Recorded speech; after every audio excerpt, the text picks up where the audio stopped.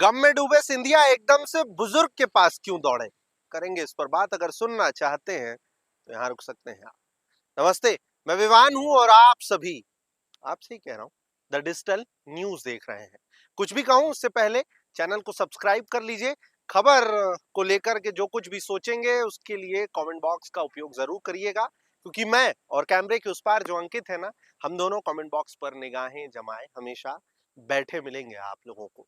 खबर पर आ जाते हैं। बीते बुधवार को अंतिम सांस दिल्ली के एम्स में माधवी राजेश सिंधिया ने ली। उसके बाद उनका अंतिम संस्कार ज्योतिरादित्य सिंधिया ने मुखाग्नि देकर के गुरुवार को ग्वालियर में किया और लगातार उसके बाद से पूरा सिंधिया परिवार गम में है।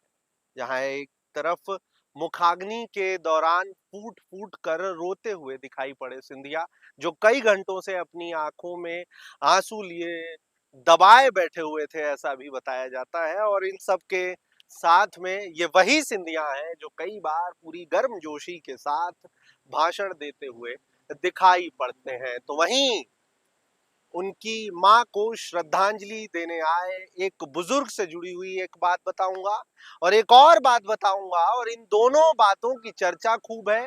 सिर्फ चर्चा ही नहीं है, चर्चे के साथ साथ ये भी कहा जा रहा है कि इसलिए यही दो इस तरीके की जो चीजें हैं वो सिंधिया को सिंधिया बनाती हैं। आखिर क्या क्या है वो दो अलग अलग किस्से, उस पर बात कर लेते हैं।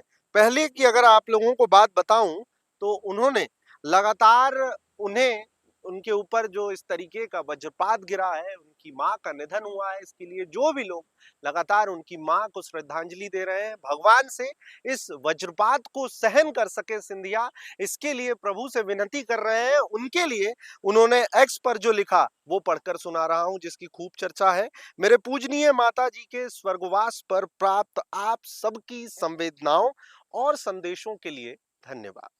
दुख की इस घड़ी में आप सबके समर्थन और साथ से मुझे बल मिला है, जिसके लिए मैं आजीवन आभारी रहूंगा। और अंतिम में उन्होंने कहा है, एक बार फिर आप सबका हृदय तल से आभार।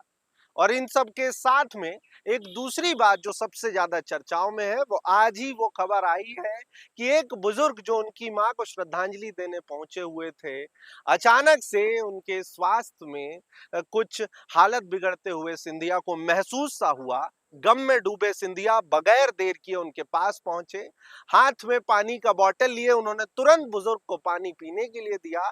और सिर्फ इतना ही नहीं, उनकी पत्नी भी साथ आ गई और ये दोनों उन बुजुर्ग का ध्यान रखने लग गए। ऐसी कई खबरें जब सिंधिया से जुड़ी हुई आती हैं ना, तो कहा जाता है, कोई भी कई लोग जो जानकार है वो कहने में बिल्कुल देर नहीं करते हैं कि इसलिए ज्योतिरादित्य सिंधिया सिंधिया हैं और दूसरों से बिल्कुल अलग हैं। इस खबर को लेकर के क्या सोच रहे हैं कमेंट पर बताइएगा। लगातार द डिजिटल न्यूज अलग अलग तरीकों से खबरें आप लोगों तक पहुंचाते रहने का प्रयास करेगा। फिलहाल करना बस इतना है कि बने रहना है लगातार, और जो कुछ भी सोच रहे हैं उसके लिए कमेंट बॉक्स का उपयोग करना है। फिलहाल नमस्ते।